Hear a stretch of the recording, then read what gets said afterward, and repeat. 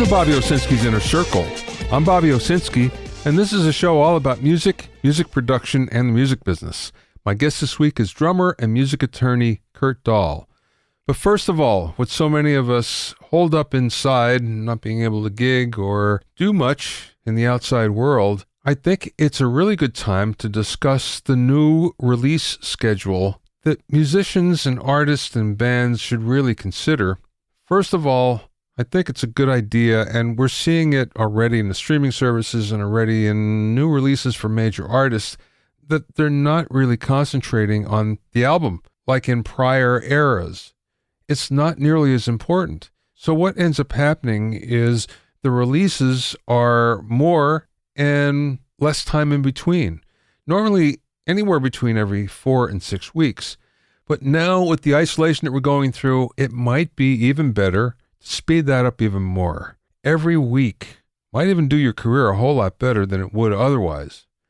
The reason why you want to do this is every time you release a single, it's a new and special event that you can promote. There's more time that your fans can spend with that one song. And finally, you still can release an album, but just at the end of your cycle. So if you have 8 songs, at the end of that cycle, you release all 8 or 10 or however many as an album. So now what ends up happening is you have much more in terms to promote because you're promoting every single, plus you're promoting the album at the end. And on top of it, you're able to have more flexibility as to what's on the album. You don't have to think about that up front. Since you're releasing singles, you could think of that kind of at the end of the whole cycle. So this turns out to be a whole lot better. Now, if you're uncomfortable at releasing one song, and I know there's some argument that says, well, you know, my fans are going to get sick of just listening to one song over and over. How many times can they listen to it? Yes, it's true. So release 2 at a time. And I think you'll be able to take advantage of not only the new release schedule, but you'll be able to take advantage of the fact that people are starved for entertainment right now, and new music from you is just what they're looking for.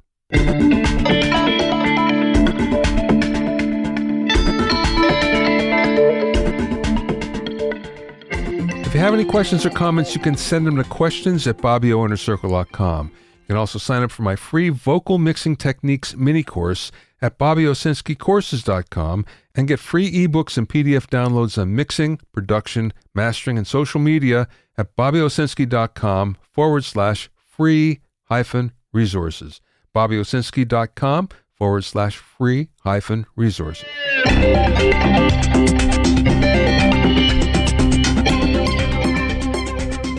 Now, if you're a bass player, you've probably noticed this. If you're a guitar player or just a musician who plays with bass players, you might not have noticed this unless you're in the studio, but basses don't all play in tune, especially as you go higher up the neck. That's a real problem, and it drives producers and engineers crazy, especially when the bass player is trying to play high up the neck on the 2 lower strings on the E and A. Well, this may not be a problem anymore because of some new bass string technology. It turns out that Dr. Jonathan Kemp at the University of St. Andrews School of Physics and Astronomy has looked into this, and then he looked at how piano strings are being made and came up with this new idea in order to make bass strings. This is called lumped construction. And you might think, what is that? Well, really, all it is down at the bottom of the string near the bridge, there's a lump.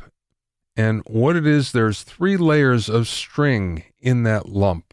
And what it does is it evens out the harmonics, the upper harmonics, because it turns out that's what the problem is when you play up the neck. You're hearing less of the fundamental and much more of the overtones, and that's what's giving you the impression that it's out of tune. This lumped construction that Dr. Kemp is using will actually overcome that and give you a pure tone, not only on the higher fretted notes, but on the lower ones as well. This is no longer just a paper. This is actually turned into a product. You can find out more at Kemp Strings, K-E-M-P Strings, all one word, kempstrings.com. So if that's been bugging you for a long time, you might want to check out this new technology.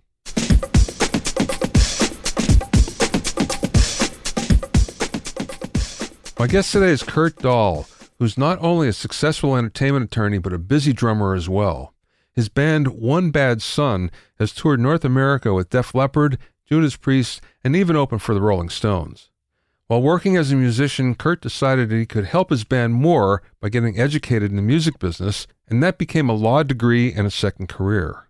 Kurt has also written articles for a host of magazines like Canadian Musician, Canadian Lawyer, Drum Magazine, SOCAN Magazine, and dozens of other industry publications, as well as made TV appearances, an interview on NPR, and lectured at universities and conferences across the country.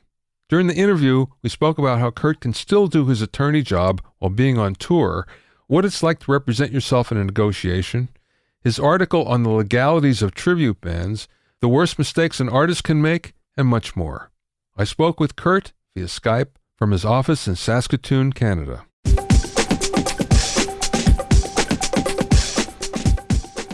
I have to say, you have the best branding I've ever seen from somebody who's a musician and anything else. Because normally what you do is you take your career and you hide the musician, or you're a musician and you hide your career, and you found a way to blend them both together where it's a brand, and it's a wonderful thing. So how did that happen? Well, thanks a lot. First off, thank you, Bobby. That means a lot, man. Yeah, it sort of started innocently or unintentionally, I should say. Like, I've always been a huge music lover and musician all my life, just like yourself. And, I guess I read so many rock and roll biographies when I was growing up, as I'm sure you did as well. All my idols, bands you worked with, The Who, Hendrix, Zappa. I read all these rock biographies, and one thing that was the common thread with all of them is that musicians got screwed over by someone in a suit. So, I thought that maybe if I could become a lawyer, I would at least stop my band from getting exploited by the people in suits, or at least help my friends' bands. So it was sort of like I wanted to help out those nearest to me. And then, so I went to law school and kind of liked it. Like, at least I liked the study of entertainment law. And then next, I kept going to school until my band made it. And it took a decade of being in school before the band started to take off. So by the end of it, I'd become a lawyer, and, I had long hair and sideburns. And so I guess I was destined to become an entertainment lawyer. Yeah. Although a lot of the entertainment attorneys that I know down here, they don't look like that. They're more typical. Yeah, no, that's fair. And honestly, I guess I just realized a long time ago, and this goes back to the whole branding part. I mean, it's just me. I'm a musician first and foremost, and entertainment law is a real passion of mine. And I've been lucky enough to become really recognized for being an entertainment lawyer. So I figured, if it doesn't matter what I look like. I mean, I look like a rock and roller, but as long as the work is amazing, then it shouldn't matter, So I like breaking stereotypes and breaking the mold a bit, So I wasn't going to pretend to be someone I'm not. How old were you when you went to law school? So I graduated 2005. So I guess I was about 21 when I went to law school. Okay, so fairly young in your career, you decided you're going to do that.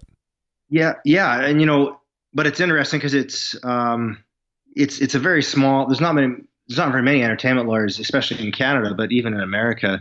So it was sort of, I knew I wanted to do this. I knew I could not just be a regular lawyer and be happy. I mean, entertainment law and the music biz is my passion. And I'm sure you and I could talk for hours on end about all the different rock and roll that we both love.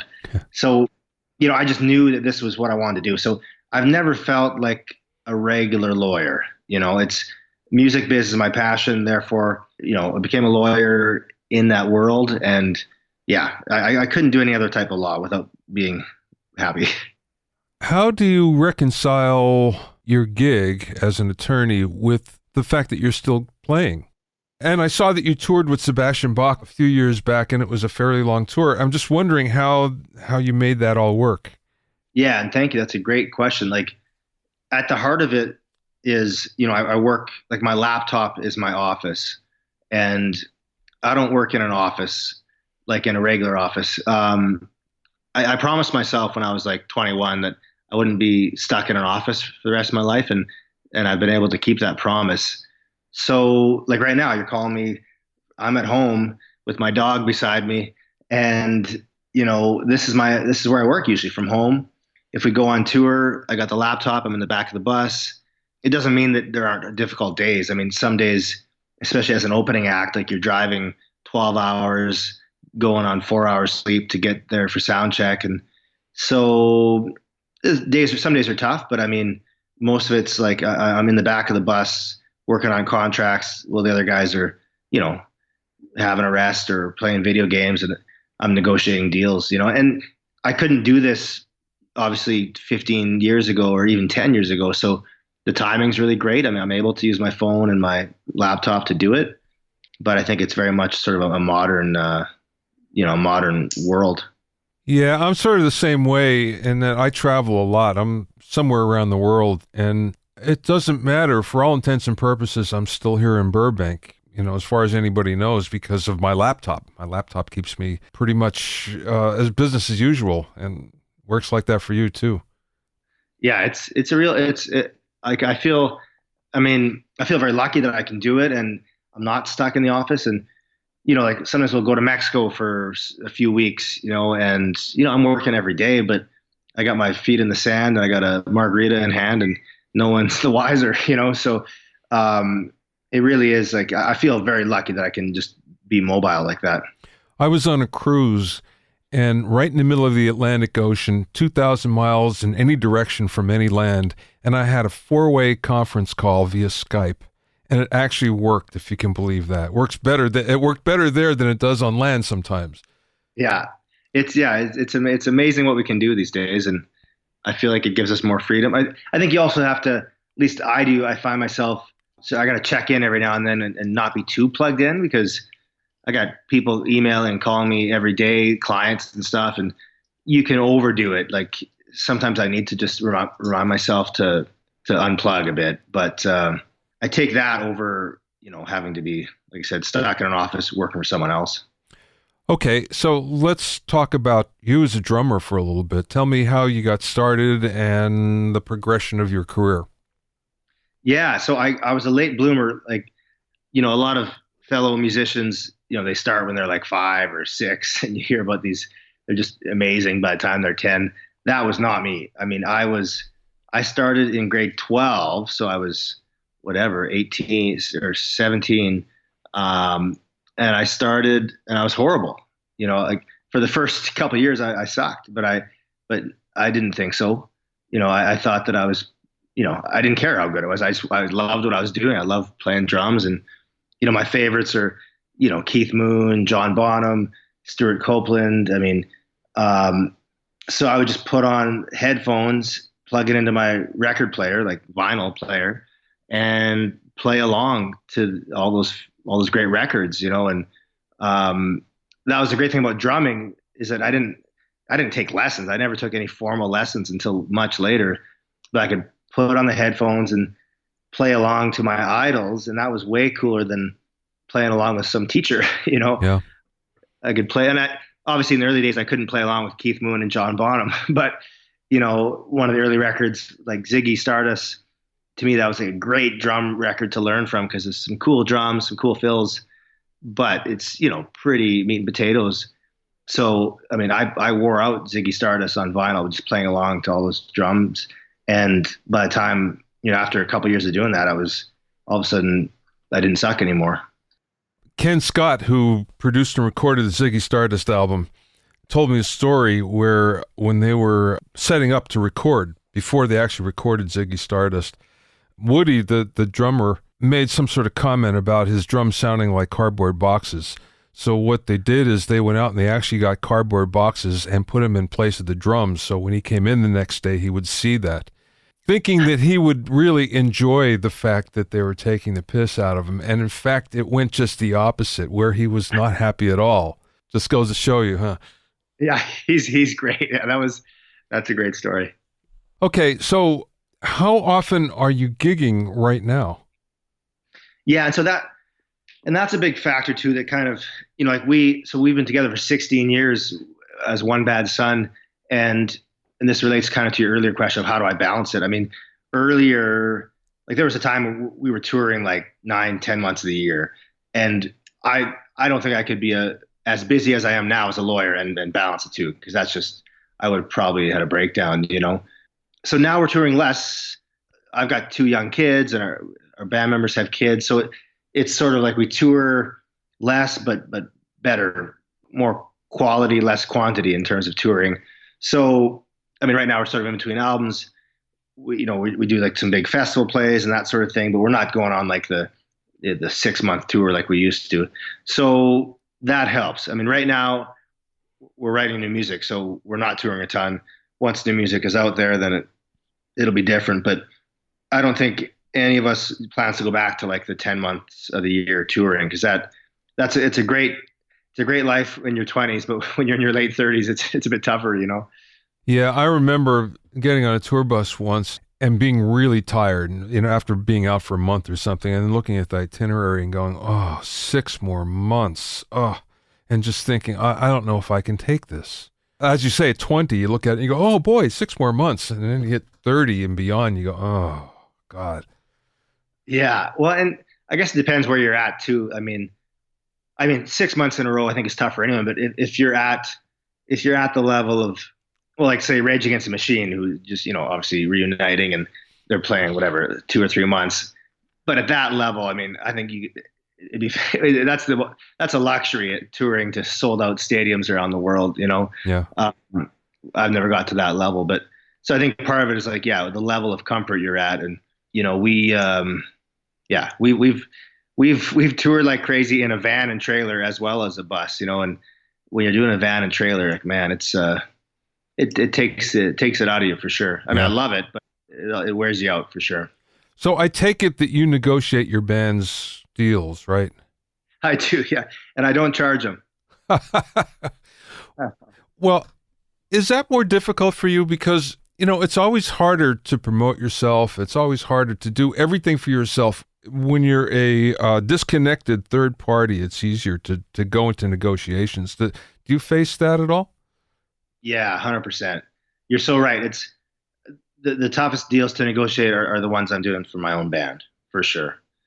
It's just you're too personally involved.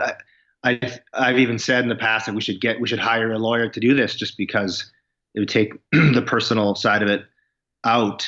But you know, the guys trust me and don't want to pay someone else to do it. So I take it as an honor that I'm able to do it. But yeah, it's tough for sure.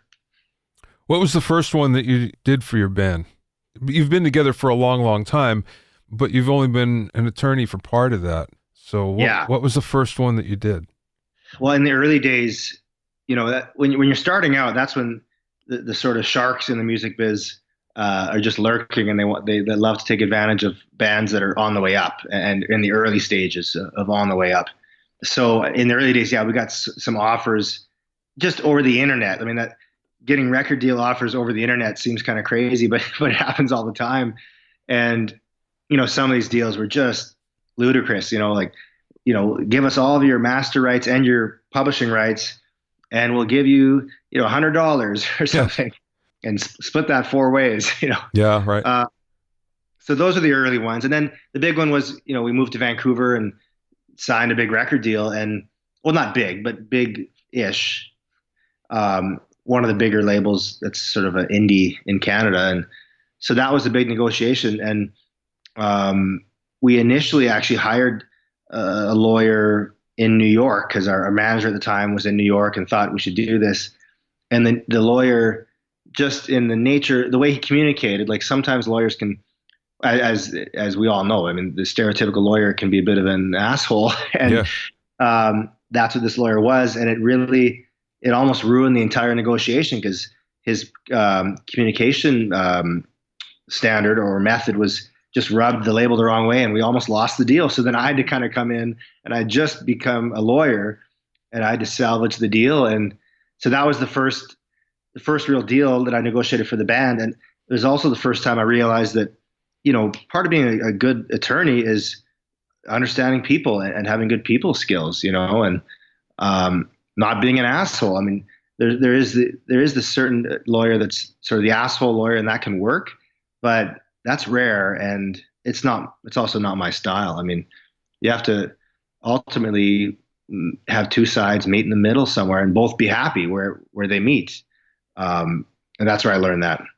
I always thought that too, but for some reason, most lawyers have an edge to them. I often wondered, is this something that was taught when they went to law school, that they have to have that, or is this part of the personality of being a lawyer? I'm not sure. What's your take on it? Well, that's a good question, Bobby. I think it could be many things, but I know a lot of it is arrogance, and I've always tried to be really effing humble because, you're only as good as your latest deal. Same with musicians. You're only as good as your latest song. And life is short. Stay humble. Everyone's working their ass off. And if you're going to, on the lawyer side, if you're going to charge a decent chunk of change, which a lot of lawyers do, you better be great at it and do great work. And like I said, stay humble. So I think a lot of lawyers are children of lawyers, and that goes back multiple generations sometimes. That's not me. I mean, my parents were both, like, my dad worked in auto body and my mom's a hairdresser. So, definitely the only lawyer in my extended family. And I just feel you got to work your ass off for every success you get and treat people with respect, because that's how I want to be treated. So where are you from originally? Saskatoon, where I live now. Ah, okay. Yeah, we moved out to Vancouver for a handful of years to sort of get to the next level as a band and as an entertainment lawyer. And once we had done that, we all realized that, like, Saskatoon is home, and so, I mean, I'm sure a lot of people in Cali don't know where Saskatoon is, but my wife's my wife's dad is from California, so we go down often. And I love Cali. It's one of my favorite places to go visit, but a lot of people don't know where I'm from. The only way I know about it is from a Guess Who song somewhere. Oh, great tune, yeah. I was a big Guess Who fan, so, I just soaked up everything about the band, and they always talked about the provinces of Canada. That's a great tune, and I've got was it Live at the Paramount live record? Yeah. And I don't know if that song's on. I don't think that song's on there, but yeah, what a great live record! What a great band! And yeah, they're from just east of here in Winnipeg. Yeah, they're good. They're good prairie boys. Yeah. Okay, tell me about your thesis on the future of the music industry. Yeah, so I wrote this in 2009. I did a master's in law, which not a lot of people do unless you're going to become like a professor or something. But I did it because there wasn't, they don't teach a lot about entertainment law. I mean, anywhere in Canada, really. I'm sure it's different in LA, but, in Canada, it's a bit different. So I wanted to become an expert in entertainment law before I started, practicing in that area. So 2009, I see all these changes happening, as we all did, in terms of going from physical to digital in the music biz, and how that was disrupting everything, right? This was all you heard of in 2009, 2010 was, the whole industry's falling apart because the model that had been in place for so long was based on physical sales of, vinyl cassettes or CDs, and that was all crumbling. So I thought this is interesting to focus on from a legal standpoint, because the value of the copyrights on those physical formats is changing.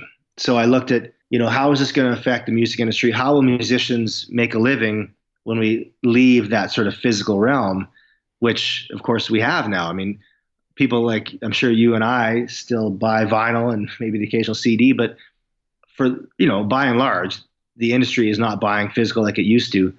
And so we've pretty much entered that non-physical world where you see streaming and YouTube plays, far outnumbering physical sales.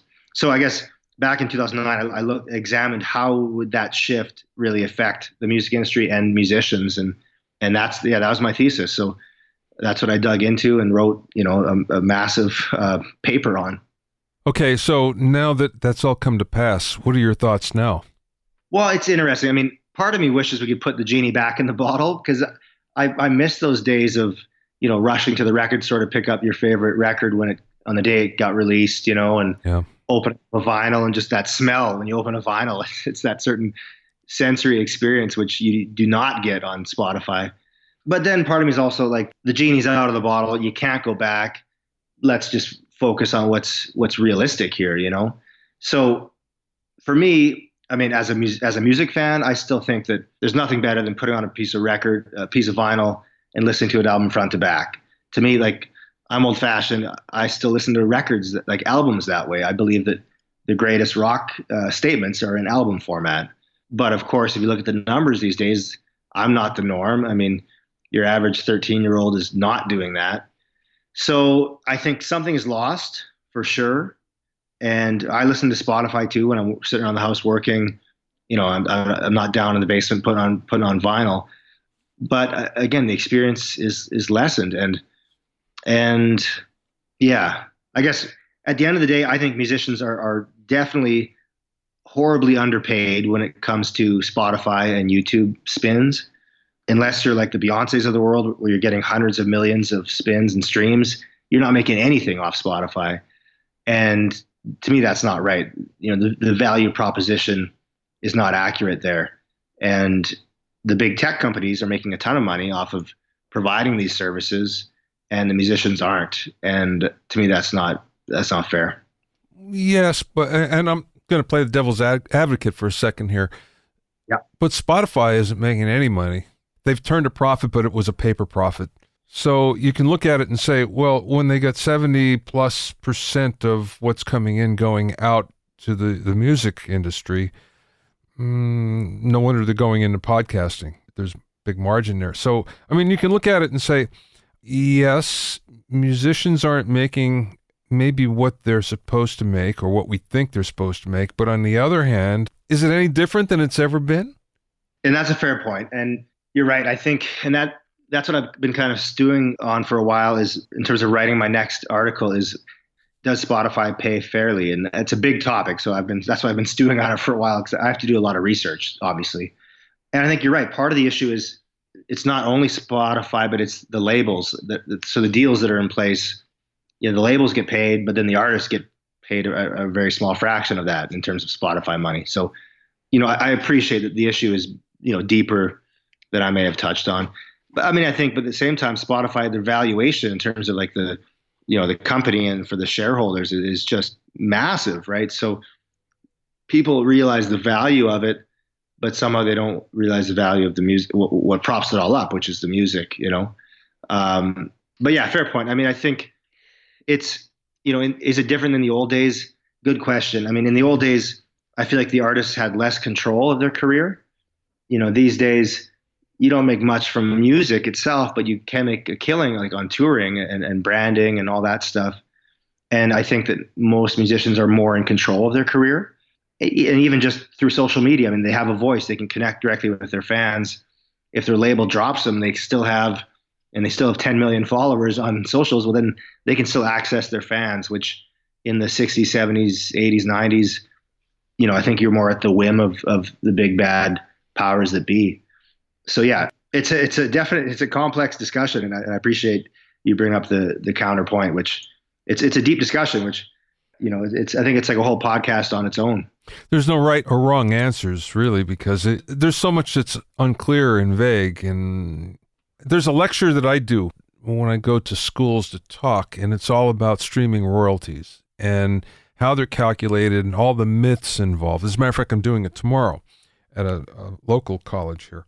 And when you begin to look at it, now I've tried to follow it all back to the micro sense, if I can, and you find that there's so much that's so complex, and you go, it's amazing that anyone's figured it out to the extent that you actually get paid. You know, when you begin to talk all about the bundles and how everything is determined from that, it just goes on and on and on. So, as you say, it's a complex issue. It's not something that's easy to determine. People always ask, like, how much do people get paid per stream? And you can't really answer that because it's not a definite answer. No, absolutely not. You can say, okay, it's different per streaming service, but even within the streaming service, it's different depending on, you know, what tier, what country even. We're talking YouTube, it's a time of year. I mean, there's so many variables there. Yeah. I found you through a blog post that you did, wonderful blog post about tribute bands and what's legal and illegal. And speaking of gray areas, there's a lot of gray areas there too, right? Yeah, definitely. So with tribute bands, it seems like there's more and more of them all the time. Yeah, that's it. That's what struck me. That's what kind of inspired me to write it. The one thing I don't think you covered was, would a tribute band be responsible for royalties back to the original band? Like, so I talked about this a bit in the article that sometimes, if you really want 100%, if you want to make sure you're following the law and being law abiding as a tribute act, the best way, the surefire way is to get approval from the original act.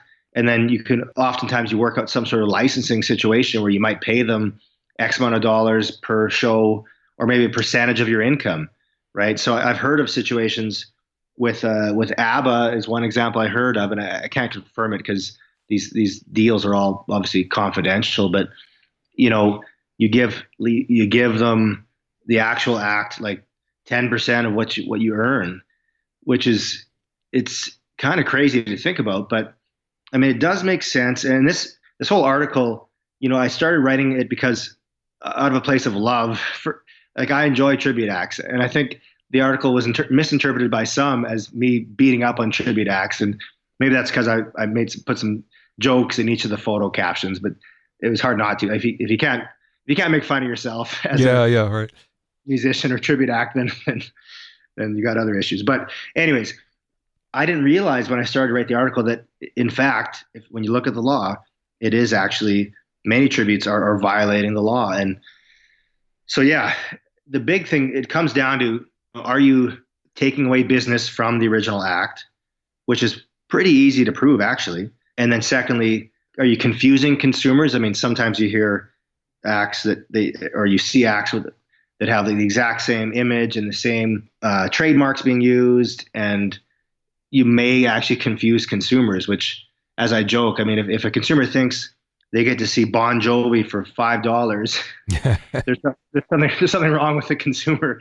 But that's one of the tests: is would a consumer be confused?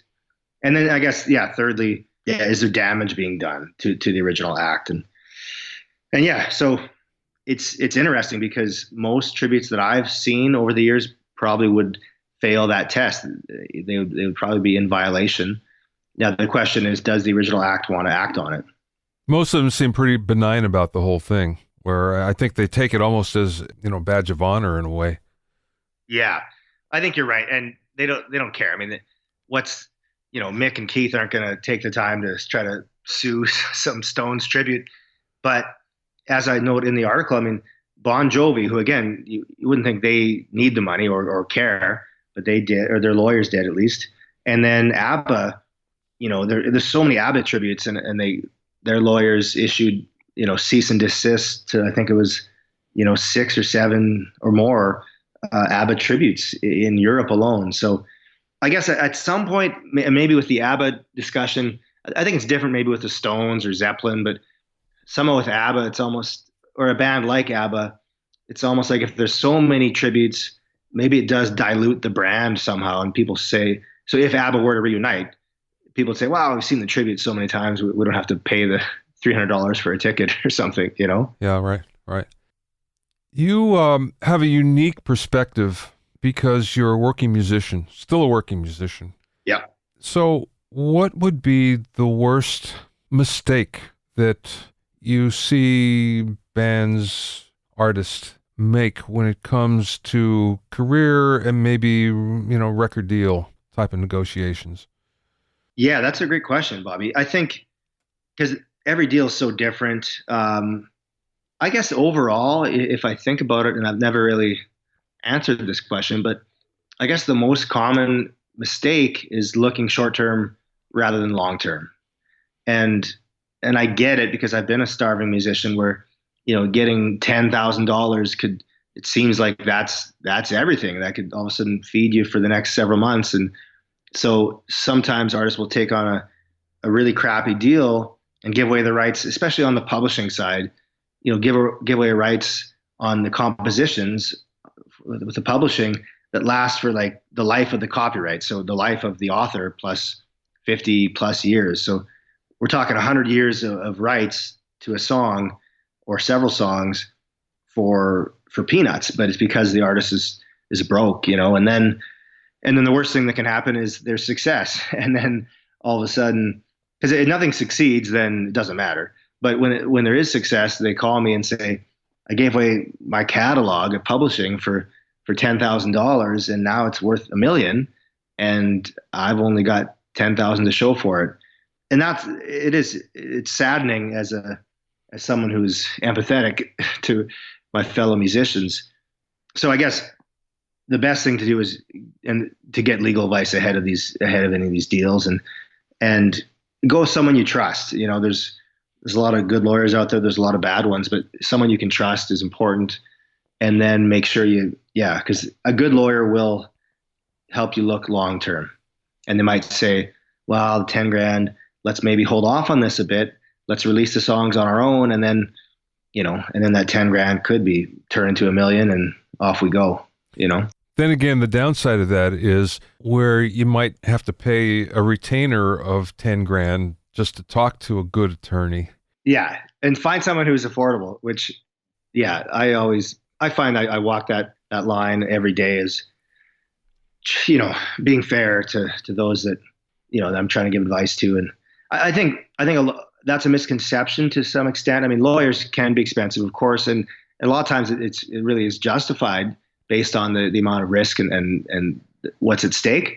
But I don't think if you get a deal, like I always say to people, both online and off, like send me what the deal is. And at least I can look at it and tell you, A, give you a quote, but also B, tell you what to look out for. And I've never said, here, give me 10 grand and I'll talk to you.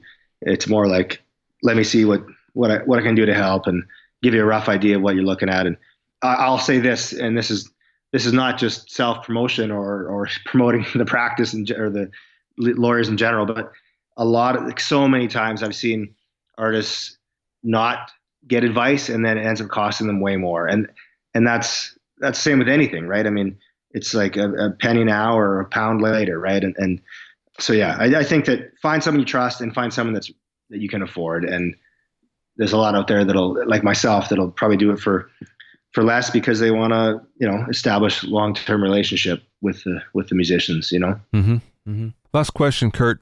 What's the best piece of business advice that maybe somebody imparted to you or you learned along the way? That's a good question. I guess it kind of relates to what we're talking about. Like, I guess what separates me from a lot of lawyers, I think, is, if I can speak with a bit of self-awareness, is, I get a lot of people come to me and say I've been overbilled and underserviced by other lawyers, and again, that's the stereotype with lawyers is they'll, charge you $500 for an email or something. And it's like, what? Yeah. So I've come from humble beginnings and I wasn't handed a silver platter or anything like that. So I've had to work my ass off for every success that I've got. So for me, it's always work your ass off, work harder than everyone else. And that's the same with whether you're a musician or a lawyer or whatever you're doing. Work harder than everyone else and stay humble and do good work. I mean, which is maybe that's cliche, but it really is. I think it's the same with my musician side or the lawyer side. It's like, I've just always felt that I don't deserve anything. I'm not entitled to anything. I have to go out there and go get it. Right. And I think, as a drummer, I learned that at a young age. Like I wasn't just, some people just pick up the sticks and they're just naturally brilliant. And that wasn't me. I had to work my ass off playing along to Bowie until I graduated to Bonham and then Keith Moon, and it took me way longer to get to Rush, of course. Yeah. So, it's like, work hard and stay humble. And I think your reputation really speaks for itself. And it's the same with you. I mean, I heard a lot of great things and your reputation speaks for itself, Bobby. And that's what people, when you mentioned me a couple weeks ago, I got my phone lit up like, oh, you got mentioned by Bobby. So there you go. I mean, reputation, word of mouth goes a long way. And that's never more true than in the music biz. You can find out more about Kurt and read some of his very helpful articles at lawyerdrummer.com. That's lawyer drummer, all one word, lawyerdrummer.com. Thanks for listening and being in my inner circle. Remember, if you have any questions or comments, you can send them to questions@bobbyoinnercircle.com. To listen to other episodes of Bobby Owsinski's Inner Circle, Go to BobbyOwsinski.com, select the podcast tab, or go to BobbyOwnerCircle.com, or you can find it on iTunes, Stitcher, Mixcloud, Google Play, Google Podcasts, Spotify, Deezer, TuneIn Radio, Radio Public, and Podbean. At BobbyOwsinski.com and BobbyOwnerCircle.com, you'll also find a sign-up form for my newsletter and for alerts for new podcasts. This is Bobby Owsinski. I will see you next time.